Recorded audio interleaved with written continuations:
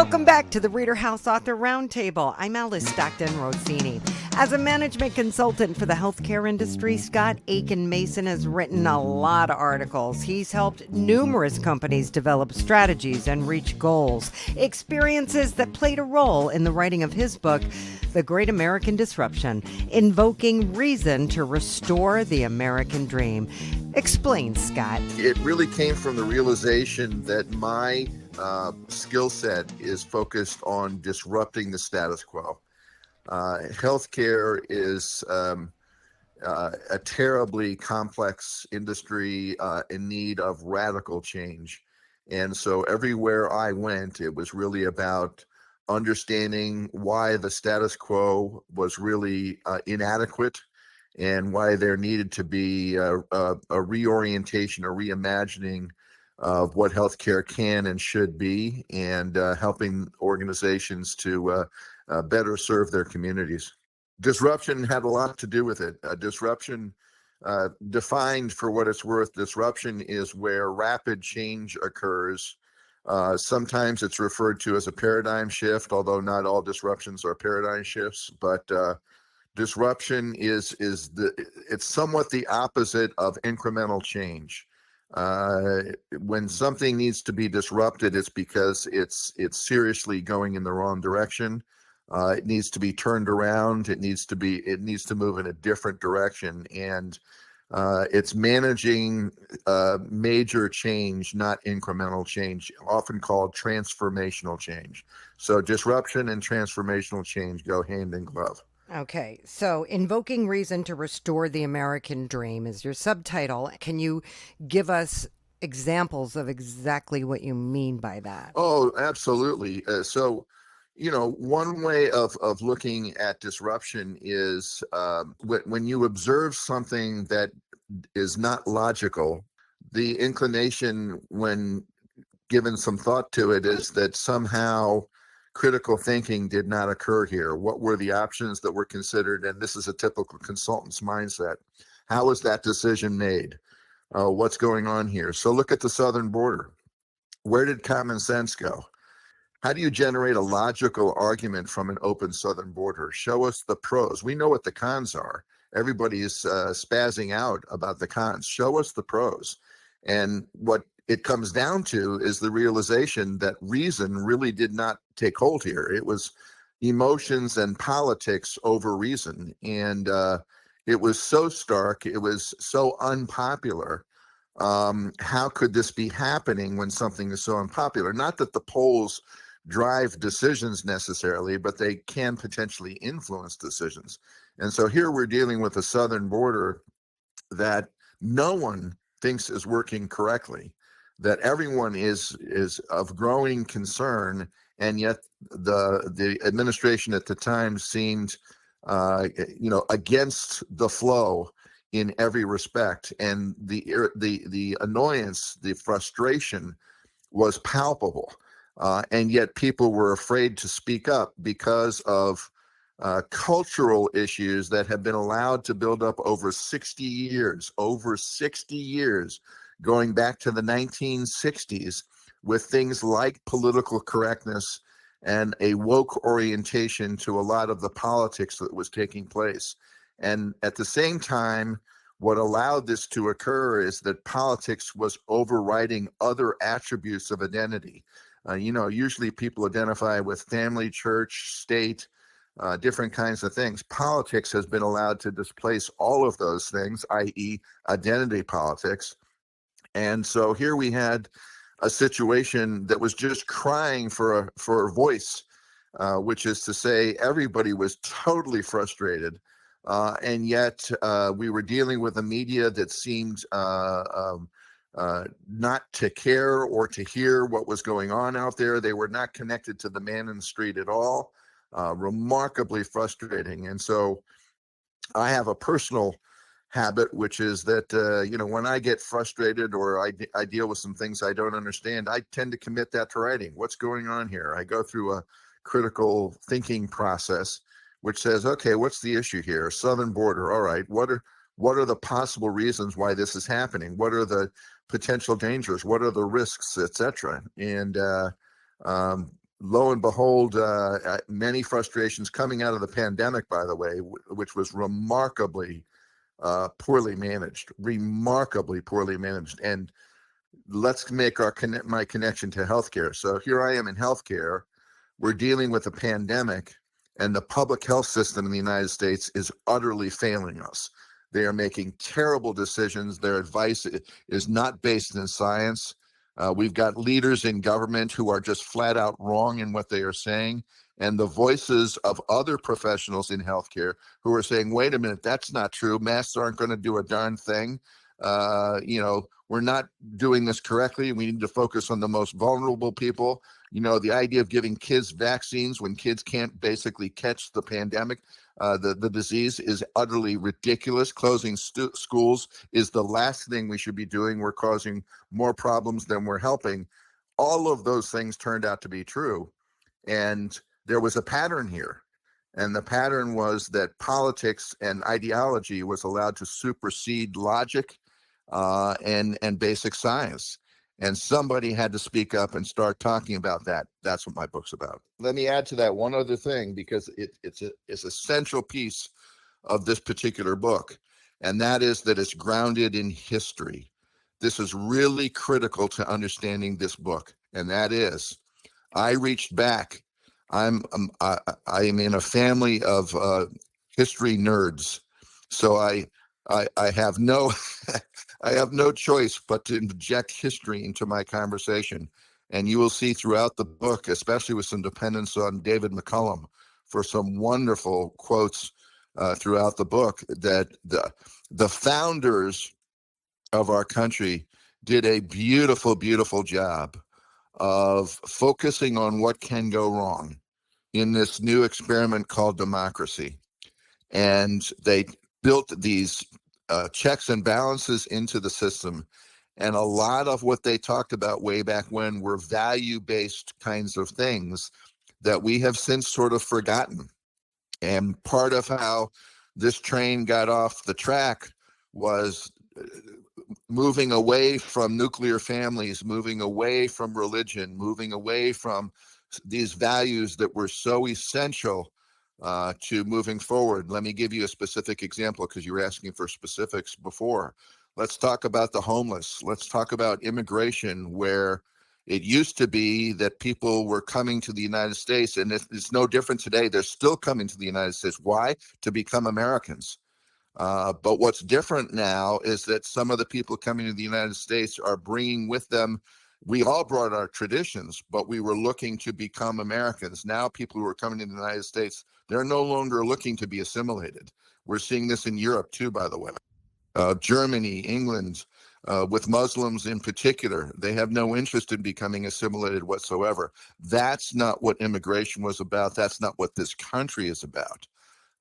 And so we have lost that component where immigration is essential to the future of our country, but it was with the understanding that the people who were coming to our shores were being assimilated into the American dream and moving forward and improving their station in life. Not that they were bringing with them values, that would work against democracy, against transparency, against open government. And this is why we focus on disruption, because so many elements of society have begun to adopt values or reject values that have stood the test of time. And that is part of what needs to be reinstituted in our country today if we're going to recapture the original dream. All right. Well, Scott, are you in a position to go out and talk about some of these things? It's funny. I did a community thing here. I'm in a community of about 700 homes, and a lot of people know me, and so they invited me to speak on my book. And 80 people are in the crowd, and I put a PowerPoint together and spoke about the book. I love doing that. I enjoy doing that. I'm very good at doing that. I literally have picked up the phone and called Barnes & Noble and offered to do a book signing. That's exactly what you should be doing. The other thing I'm trying to do, and I just haven't cracked it yet. I've had a few things get in the way, but podcasts. I'm very interested in doing that. Do you talk at all in your book about the role of social media? Oh my God, yes, Okay. and not just social media, but the mainstream media. Mainstream media has utterly failed us, Hmm. and I've tried very hard not to be partisan. Let me put it this way: I have a sequel written. It's 95% written. Okay. And in the sequel, I have a thing called Kiss the Ring. Now, isn't that interesting? Okay, Mm. what the hell does that mean? Hmm. Well, I'm not a MAGA guy. There are faults that Trump has that are absolutely ridiculous. And I have an entire chapter on that about the duality of Trump. At the same time that he's a remarkable disruptor, which is exactly what the country needs at this point in time, he goes way too far. And there are other attributes of that. So the point I'm trying to make with that is it is nonpartisan. It will come across as partisan, but I'm trying very much to be nonpartisan. Part of my new book talks about a new political order. And the new political order substitutes, for example, things like collaboration for partisanship. And, we've gotten away from that, obviously. That And happened that's what needs decades to happen. ago. Yeah. I mean, Decades ago. That's exactly the point. You are so insightful. That's exactly the point of the book. thank you for taking the time to talk to me today. Thank you for your interest. You got it. Scott Aiken Mason, author of The Great American Disruption, Invoking Reason to Restore the American Dream. Thank you so much. Thank you. I appreciate it. A college English teacher, among many other things, including sports psychologist, Jack Richards started writing in college. His most recent is entitled Dormant Enhancement, which you say was inspired by our fragile democracy. I was really inspired by a comment from Aldous Huxley in Brave New World, and I used that as sort of a jumping off point to begin this book. The main character is Sharon Bradbury. She and her husband and two boys are were living in the Australian outback, and he is actually in an accident, was killed, and so now she's alone with their two boys, and her parents live in Carmel, California, and so they've invited her and the boys to come back to the States and live with them. And finally, she decides that that's the best thing for them. And they actually ran a huge ranch, and she knew that they couldn't continue to take care of it without her husband. So they do go back, but back in the United States by that time, a system called dormant enhancement was now in progress. It had actually sprung up in 2024. I think it became the law of the land. And the book is in the year 2032, so it's in the future. It's kind of a futuristic thriller, I hope.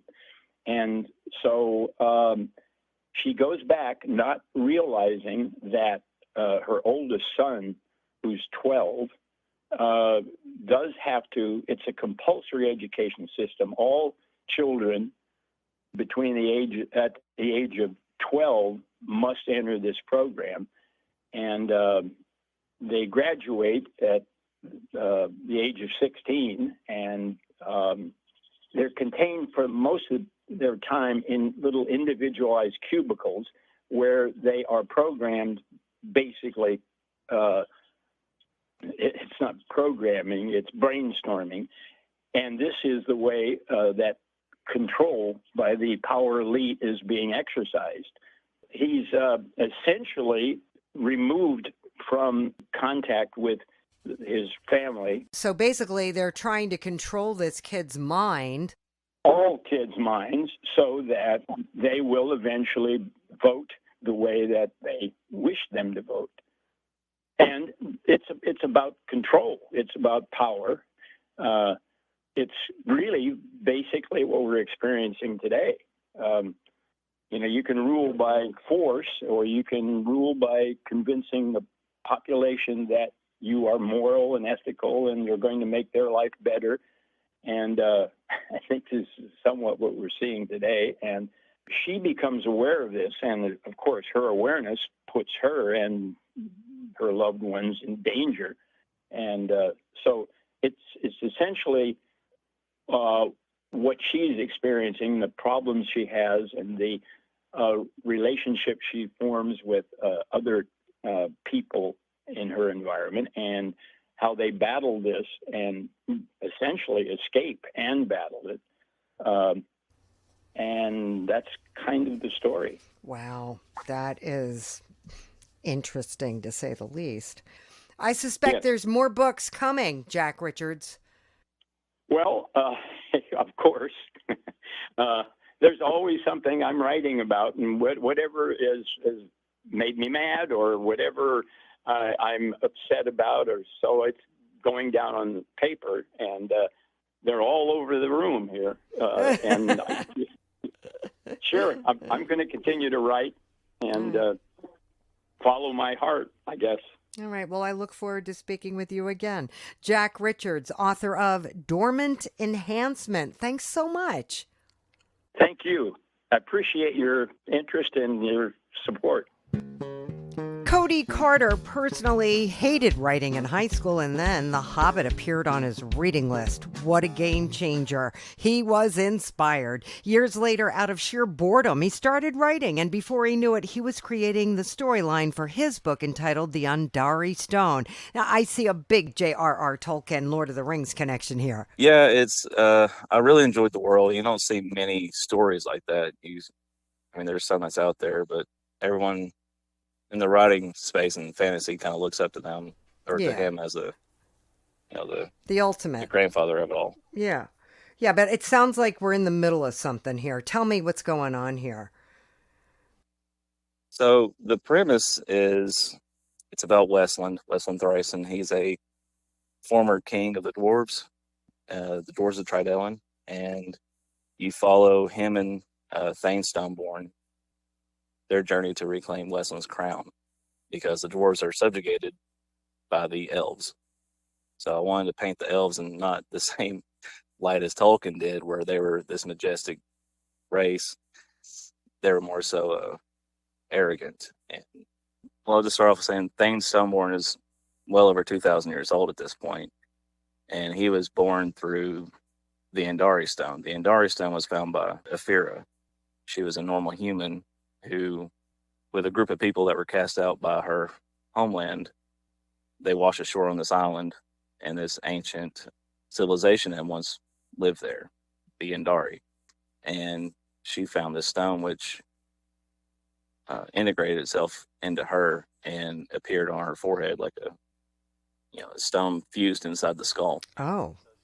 And so she gained these abilities and stuff, and she created her 5 children using the stone. So they all are imbued with some form of power, and he's the youngest of the 5. And the elves eventually sack the city, kill Ephira, and take the stone, but they couldn't separate the stone from her skull. So no matter what they tried to do, they couldn't crush the skull or any of that to retrieve the stone, so they just took the whole thing. And so Thane, for the first 1,000 years, is on this revenge path to try and, seek revenge for his family's murder. And eventually, over time, you can't maintain that. So he ends up just kind of losing hope and just tries to live out his life. And along those ways, he meets other characters, and that's where Westland kind of comes in, because when the Etheldarin, which is the elven race, attack Tridellen, the dwarves, they ended up getting Thane to join with the dwarves, and he helps them. But they end up losing, and the dwarves are subjugated through by the Etheldarin. And Westland, 200 years after the subjugation, abdicates his throne because he's trying to find better ways to get his country back from the Etheldarin. And that's where this story starts to take place. Okay. And So there's a lot of history there, and I plan on writing that out in a different, like, I don't know if appendices would work, but there's a massive amount of content, and so this is the history. Where do you leave us at the end of this book? At the end of this book, Westland has regained his country, and he's had to kill his younger brother to reclaim his throne. And once he's king again, he's called for the freedom of his people. And so the war begins between the Ethel and the Dwarves of Tridellen again. Hence the reason for insurrection. Oh, boy. Oh, boy. And you're hard at work on the next book. Yeah, it's planned out. It's just getting polished and all that. So, all right. Did you make up a new language as well? Parts of it. There's some words in there I wanted to incorporate. Nothing extravagant. Right. Like in the Dwarven language, Beharist, there's a word used for Westland as king, known as a Tirok. Tirok stands for family, or not family, father, leader, king, this type of title, but it encompasses many words where, in English you'd have multiple. That kind of thing. How are you telling people about this? Word of mouth. Yeah. A little bit on my Facebook page. I don't really have X or Instagram, Pinterest. My Page Publishing is supposed to create those for me. I think they're going to finish once I do all these interviews. All right. So you'll have a place to talk more about maybe the backstory on the characters and the plot. And yeah, there'll be a YouTube page created as well. And that's where I was thinking about doing like segments of, the history of Ethos and the story and all that. Yeah, that would be a really good idea. Yeah, I didn't want to info dump too much in the book. Otherwise, it could have easily been like a 300, 400,000 word page or 1,000 word book, but I didn't want to do that. Yeah, that would be a little crazy. Wow. Okay. So did you enjoy this experience, this publishing experience?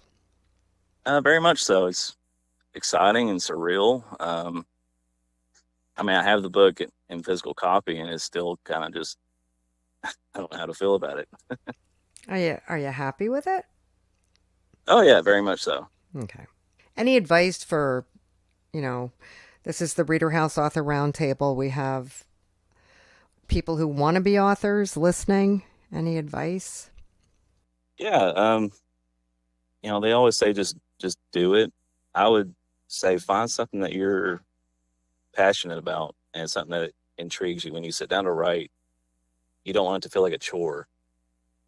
So find something you're interested in and start writing on it. And even if it's 100 words or 500 words, something's better than nothing. But at the same time, I would go weeks on end without writing, but I would constantly be thinking about the story and trying to make everything fit. So you need a lot of cohesion. Yeah. And sometimes that takes time. It does. Yeah. All right. Coty Carter, author of The Andari Stone, Insurrection. Thank you so much. Thank you.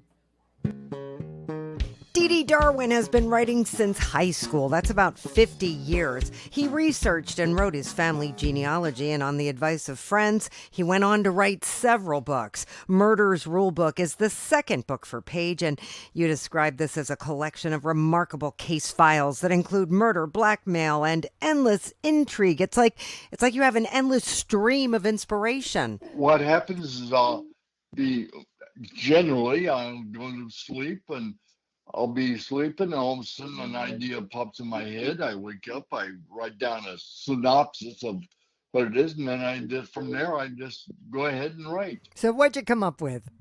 They are short stories, generally 150, 200 page max. But I had a reason when I started short stories. When I was traveling, which was constant in my early career, I would take books and I would start them, I'd read them halfway through and leave them on the plate. So I thought, well, I'll go ahead and write a book that could stop reading it. So each story is about 2 hours long. And that's about how long those flights were. I started writing these for my daughters. When I was traveling, I would write stories and I would send them to my girls and my daughters. And so I really didn't have any favorite stories. I just was writing them mostly to send them to the girls. Nice. Uh, there's one, the Murder in the Market Square. It's predominantly a story of spies trying to get very crucial data, and it was all about them and how they would go ahead and try and use and manipulate one another and manipulate the system and evil people doing bad things, predominantly murder, blackmail. They try and manipulate, blackmail others into doing their jobs for them. The main character is a fellow named York, Donald E. York, and he started in the military. Then from the military, he went over into the intelligence community, and he worked for the community, the intelligence, for a number of years. But then his wife and daughter were killed by other spies who were trying to get information, and he then withdrew from the world and became an academic and just did histories and study. And then one day, a friend of his was also killed, and he got re-engaged in trying to find out why and what happened. And he took off, and then he came across this other case, and then one case added to another, and he then got a couple of partners who joined him, and they went through one of these spiritual realignments, if you will. All of a sudden, they wanted to do something, and they took off from there. He is the one constant throughout the book. Pretty much, yes. Why the title Murder's Rulebook? It just crossed my mind one day, and I said, yeah, I like that. I like the title. And it was like, if you read the book, it covers all the things that one would expect in murders. And he would have a book, and that book would be, here's all the things he's done. So, Murder Rulebook. Yeah, right. So, you've got what, 2 more books you're writing at least for Paige, and I'm just wondering, do you have any advice for any aspiring writers that are listening to the podcast right now that need a little push, need a little inspiration? Make sure you write because you want to and you enjoy it. If you don't enjoy it, it becomes very, very labor intensive. Otherwise, so you need to make sure you enjoy what you're doing.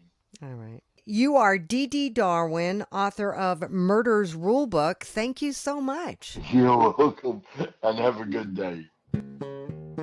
No doubt, kids can be cruel, but Taylor Green took the treatment he endured as a child and turned it into inspiration for his book entitled Green Teen. What made me start writing was, I guess I didn't have much else to do, or I wanted to do something a little different with my life, and I was like, you want to write a book? And I was like, sure, what are we going to write about? So,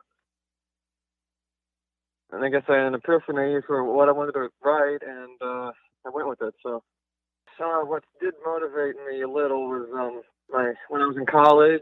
I did have a creative writing class, and I really enjoyed not only writing fictional stories here and there, but also everyone's feedback in my class and all. And when I graduated from college, I didn't jump on the ball of doing it. I did remember doing it since I was at a pretty poor job before I worked at Walmart. I needed something to, occupy my time and all, to not feeling so angry and flustered and whatnot. So I went with writing to help me stay positive and whatnot. And I went with that, and I was like, maybe I could write a book about this. So there it was. So your anger and frustration was basically the inspiration for your book. Yes, ma'am. The book is about a boy who frequently gets picked on at school, and after he has a encounter with a strange man who appeared in his house, he somehow managed to turn his skin managed to turn a green color, and he also developed some sort of superpowers. And people that he knows and doesn't know, and knows what he's capable of doing with those powers, want him and his powers so they can, have their bad or evil purposes for them. His name is Oliver Berman, or as most people would call him, Kitty. Where did the name Kitty come from? Well, his first name is Oliver, which is the name of a Disney cat from that Disney movie Oliver and Company. And Berman is a type of cat breed. That's why his nickname is Kitty. So how did they torment him? They throw cat toys, and they put cans of cat food in his locker. That's so mean. I know, that's why he gets picked on for that. And what does he do about it? Well, he tries to go with the flow, not make a big deal about it, but one day he had enough and he stood up for it, only it landed him in detention for standing up for himself, or at least causing a scene in his class. What was the scene? Some guy who sat behind him in class, he waved that, I don't know if you've ever seen a cat toy in real life, but the fishing pole-looking cat toy, he kept swinging it around him right in front of his face, the little string with the little fuzzy ball in it. Oh. And what did he do? He stood up, tried to take a stand for himself. He told people to leave him alone. He has done nothing to them. He has no reason to be picked on and all. And stop treating him like a dang cat. His teacher walked in, asked what was going on. He turned around and saw his teacher and tried to patch things up, only it didn't work out, and he ended up getting detention. And at this point, the only friend he really thought he had was this girl, Peyton, right? When he gets detention, Peyton goes to see about him, ask and see if he was okay and all. And they have a nice conversation. So later that night, Oliver hears a strange noise in his house. He's wondering there's an intruder in his house, so he goes to get a gun from his parents' safe underneath their bed. He puts his head in the kitchen, sees a man eating a bowl of cereal. He retreats back, gets his gun ready for, to see or to feel like he would need it. When he does that, the man at first, is in that position where he freezes, puts his hands up and all. But he finds a ounce of courage. He comes toward Oliver.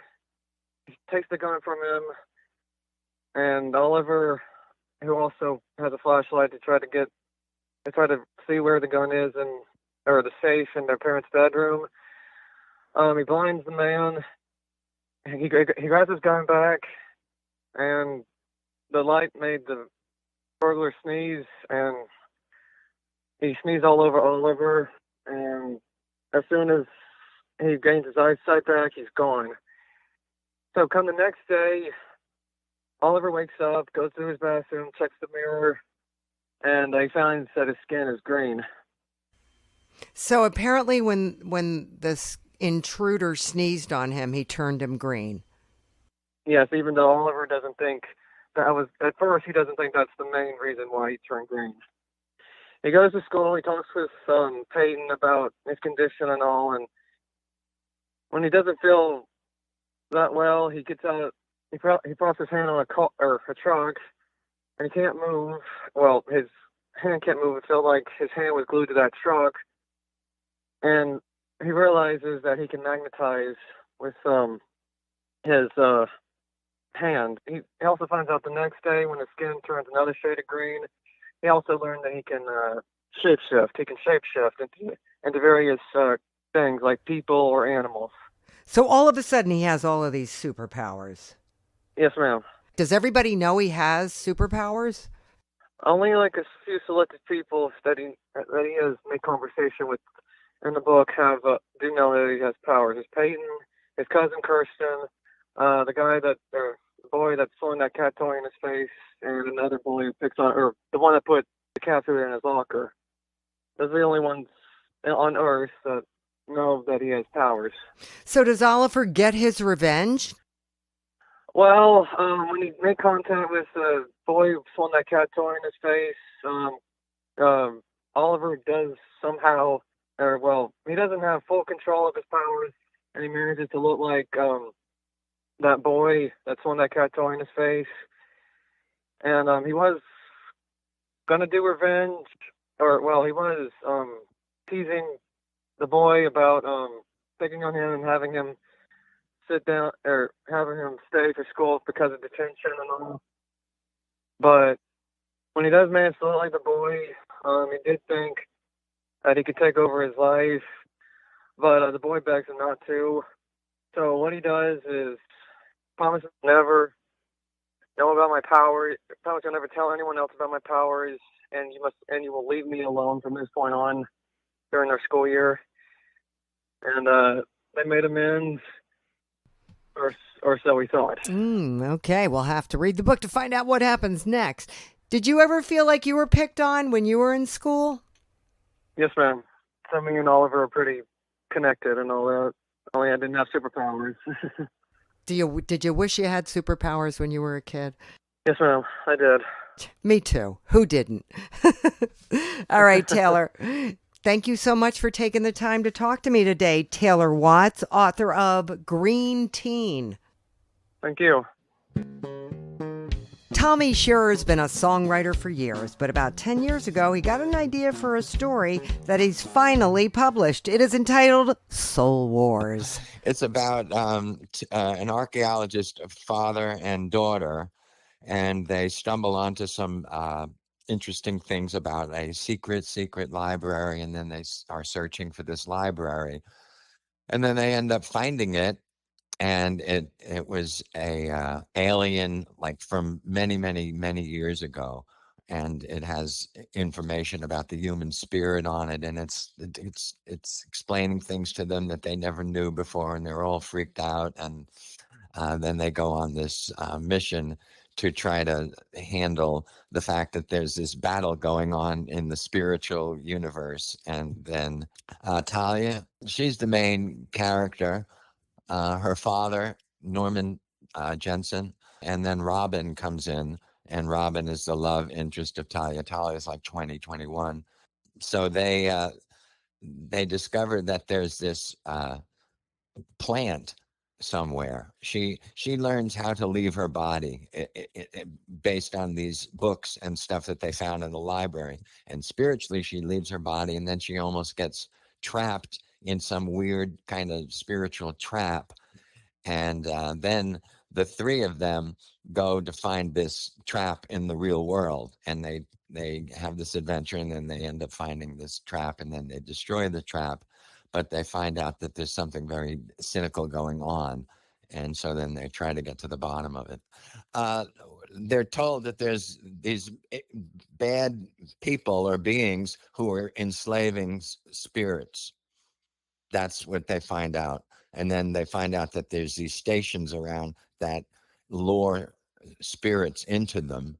And like when you die, you don't, this is my reality. You don't die. You're a spiritual being and you go on. And so they have these plants around that suck you into them, and then you get implanted with crap and stuff. So they're trying to get to the bottom of this and find out who's doing it and to stop it. And that's the Soul Wars side of it. So instead of going to heaven, you're sucked into this thing. Right. You're implanted with ideas that these guys implant you with. What happens once you're kind of somewhat enslaved, because then you go back and get another body and you have all these weird ideas that they've implanted with you. Like you can only live one life, perhaps, that you're a body. So when they implant you with these ideas, do they send you back to the real world? Yeah, they let you go and then you go get a body, and then you're kind of entrapped in the body, thinking you're a body, and then you go from there. And you live a real life? Yeah, you live a regular life, like in a body for 80 years or whatever, and then you die again, you go to another one of these implant stations. Where do you leave us at the end of this book? They find this thing out, and they find this implant station, and then they try to figure it out. And they find a material that they've never seen before that has incredible power and stuff. So anyway, they utilize this, and then they're able to have interstellar movement, and they have ships that can go. And so they end up going to the nearest planet that they find. And they find out, and this is one of the tricks, is they find out that the nearest planet they go to is Earth. So you've been tricked the whole time thinking you were on Earth, but you weren't. You were on a different planet. And so then now there's outside of Earth, and they get involved with Earth politics and stuff like that. And they find out that there's a couple of races out there that are against the Earth and are doing things, and it's a lot happens in the story. They go to Mars and they find these grays, I guess they're grays or something, and they're mining on Mars, and then they take over this station, and then there's a big battle, and then they find out it's hard to explain the whole story because it moves quite fast, and you have all these things happening, but eventually they do take over these planets. They don't take over the planets. They get in communication with them, and they become friends, and they trade with them. And so there's these three races: the humans, the grays, and these reptilian types. And they that they find out they're not the ones who are behind the soul sucking, as you say. Oh, the soul suckers. They're not the soul suckers. Okay. No, they're not the soul suckers. That's where the second book comes in, which I've started, and that's when the fourth group comes in, who they think are the soul suckers. I really want to introduce the concept of the spiritual being, to society or whatever. That would be good. That's my idea. That there is the existence of a spiritual being, and that each person is a spiritual being. They're not their body. That's kind of the concept. All right. So where do we go from here? They're writing a screenplay now for it, which I've written, and we did a pilot for it. So they're handling the promotion side of it. So Page Publishing is helping you realize your dream of making this a movie. Well, that would be nice. I want to get the word out on the soul sucking. Right. And you're a songwriter. Well, right now I'm working more on my music and promoting the music and concepts in their similar flow. Like I'm trying to enlighten people as to the spirituality of man. And I have I don't know. I've probably done a couple of chapters in the next book, but if they said, okay, we need the second book, I could probably write in a few weeks. All right. You are Tommy Scherer, author of Soul Wars. Thank you so much. You're welcome. An over-the-road truck driver I caught up with DoMore on a break from behind the wheel to talk about his book of poems entitled Cupid's Dark Diary, Acts of Greed, Lust, and Obsession. When do you find the time to write? Well, I wrote this book during a period where I had went off the road and I was local, so I was home more often. So I was like really biting every little inch I had in every second. So like as soon as I would get off from work in the morning, I would do my workout. Then I would sit down and I would try to write at least one poem or at least one page. And so I did the math. I'm like, yo, bro, you don't even really got to do it that hard. Cause I'm like, just think about the math. You do one page a day, every day. If you did that legitimately, that would be 365 pages. You know you're not going to do that. But if you shoot for that, you know how the saying goes. Aim for the stars, at least if you fail, you'll be amongst the cloud, or aim for the moon, at least if you fail, you'll be amongst the stars. Yeah. Shoot for the moon, maybe you'll hit the telephone wire. Yeah, something like Something that. like that, yeah. I had a plan, like this was my step and go. I was trying to be as productive as possible with what I had available. And so I figured since my sister already kind of gave me somewhat of a background in poetry, I would just put the best foot forward with everything that I've learned thus far. And I was like, you know what, let's do poetry. Because poetry is what a lot of great philosophers did anyway. I'm like, poetry is a great way to kind of convolute everything into one. How many poems are in the book? I believe it's about a total of 41 or 42. Okay. But you talk about, I heard a woman say, love ain't for everybody. I would say she fancy herself to not be a fool. Well, if love ever loved anybody, I wonder what they'd have to say about it. So is this a book of love poems? Or, I mean, you call it Dark Diary, so I'm thinking there's something dark going on here. Well, it's all perception based. I personally grew up in what would be considered a troubled home. I witnessed a lot of domestic violence, and even on my mother's deathbed, she very clearly loved my father, even with him and her being separated. So that was my first taste of toxicity. And from there, the world just seemed to just show me more and more toxicity. Like I've seen women who, for some reason, they can't stay with a man if he can't be violent. And I'm not trying to judge anyone. I'm just trying to paint a broad picture with everyone's emotional intent in mind. So are you saying your mom was an abused woman, whether physically or emotionally? I don't mean, and yet she still loved this man.